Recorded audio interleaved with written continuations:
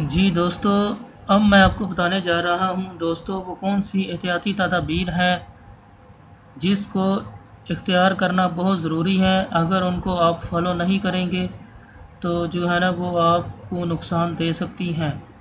तो दोस्तों, ticket issue करने से पहले वो कौन से पॉइंट्स हैं, की पॉइंट्स हैं जो आपने डबल चेक कर लेने हैं ताकि आपसे कोई गलती ना हो जाए।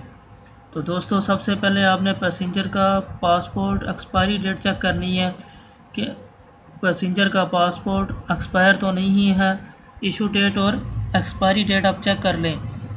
तो अगर पासपोर्ट एक्सपायर है तो कस्टमर को आप बताएं कि जनाब आपका पासपोर्ट एक्सपायर है, आपने कॉपी लेनी है पासपोर्ट की। तो फिर ही आपने उसका नाम जो है ना, डेट ऑफ बर्थ, सारी डिटेल जो है ना वो आपने आगे ट्रैवल एजेंसी को बतानी है, जो इन्फॉर्मेशन आपने जिसके नाम पर आपने टिकट इशू करवानी है।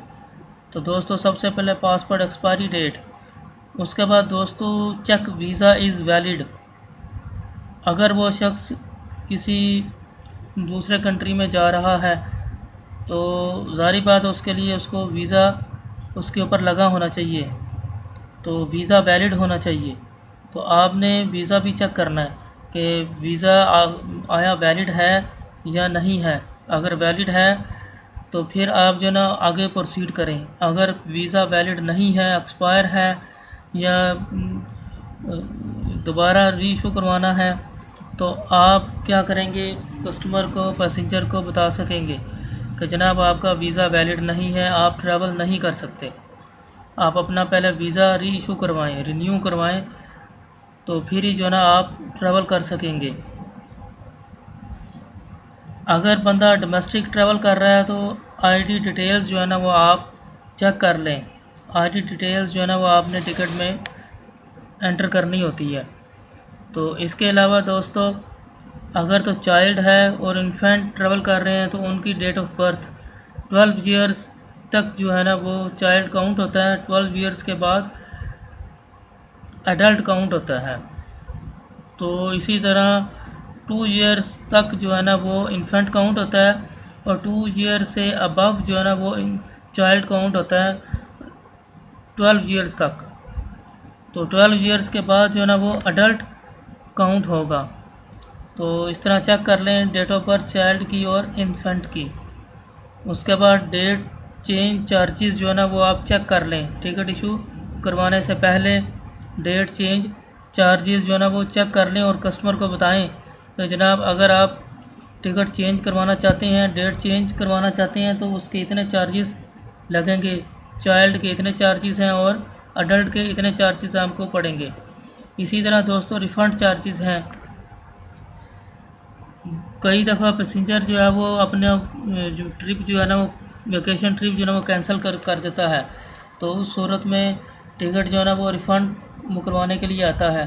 तो आप उसको पहले ही रिफ़ंड चार्जेस बता दें कि इसके जो है ना इतने रिफ़ंड चार्जेस हैं इन केस ऑफ कैंसिलेशन। तो ये आप इम्पोर्टेंट जो है ना बातें उसको ज़रूर इन्फॉर्म करें पैसेंजर को। उसके बाद उसको बैगेज अलाउंस जो है ना वो आप उसको बताएं कि आप इतना बैगेज अलाउंस जो है ना वो साथ लेके जा सकते हैं। अडल्ट जो है इतना बैगेज अलाउंस ले सकता है और चाइल्ड और इन्फेंट इतना बैगेज अलाउंस ले सकता है। वो बैगेज अलाउंस आप कहाँ से चेक कर सकते हैं, टिकट के ऊपर मेंशन होता है कि इतने बैगेज अलाउंस हैं। अगर टिकट के ऊपर मेंशन नहीं है तो आप वेबसाइट से जाके चेक कर सकते हैं कि ये एयरलाइन कितने का जो है ना बैगेज अलाउंस दे रही है। तो उसके बाद डेट एंड टाइम जो है ना डेट चेक कर लें, टाइम चेक कर लें कि आया जिस कस्टमर ने जिसकी डिमांड की है, जिस डेट में ट्रैवल करना है और जिस टाइम का उसने कहा वो उसी वक्त की आपने टिकट इशू की हुई है। जो टिकट में मेंशन है वही टाइम और डेट है, ये आपने चेक कर लेना है। उसके बाद आप चेक कर लें डायरेक्ट फ़्लाइट है या इनडायरेक्ट फ़्लाइट है। कस्टमर ने कौन सी फ़्लाइट डिमांड की थी। डायरेक्ट फ़्लाइट उसने कहा था तो आपने डायरेक्ट फ़्लाइट ही जो है ना वो बुकिंग करनी है। इनडायरेक्ट फ़्लाइट जो चीपेस्ट टिकटें होती हैं वो इनडायरेक्ट फ़्लाइट से होती हैं। कई दफ़ा स्टॉप आवर होता है, वहाँ पर अगर स्टॉप आवर है तो उसको बताएं इतने 7 आवर्स, 10 आवर्स, 15 आवर्स का स्टॉप आवर है। मसलन आप ट्रैवल करना चाह रहे हैं, लंदन से आप जाना चाह रहे हैं सऊदीया, तो उसमें देखें स्टॉप आवर अगर कोई है तो उसको बताएं इतने घंटे का स्टॉप आवर है। तो उसके बाद प्रोहिबिटेड बैगेजेस, आप उसको बताएं कि जो है ना प्रोहिबिटेड बैगेजेस कौन कौन से हैं, लिक्विड या इस तरह की कोई भी चीज़,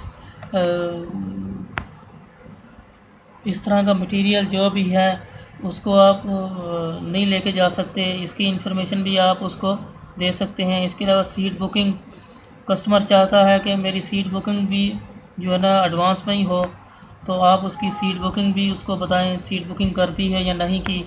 तो दोस्तों कंफर्म बिफोर डिपार्चर, तकरीबन 1 महीना पहले या 3 दिन पहले जो है ना आप टिकट को दोबारा रिकन्फर्म करवाएं कि उसका स्केजूल एयरलाइन ने चेंज तो नहीं किया। अगर एयरलाइन ने स्केजूल चेंज कर दिया तो कस्टमर को इन्फॉर्म करें कि जनाब आपकी जो है ना टिकट का जो टाइम है वो चेंज हो गया है, तो आप उसको इन्फॉर्म कर सकते हैं। तो दोस्तों ये सारी प्रिकॉशंस थी।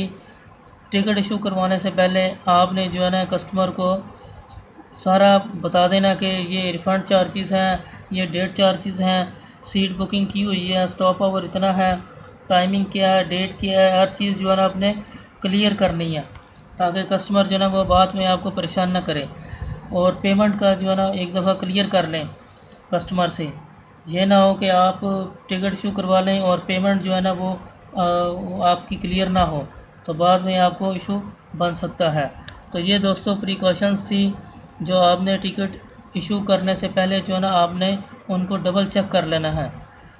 तो दोस्तों अगर ये वीडियो आपको अच्छी लगी है तो मेरे चैनल को सब्सक्राइब करें और इस वीडियो को लाइक करें और शेयर करें। Thank you very much.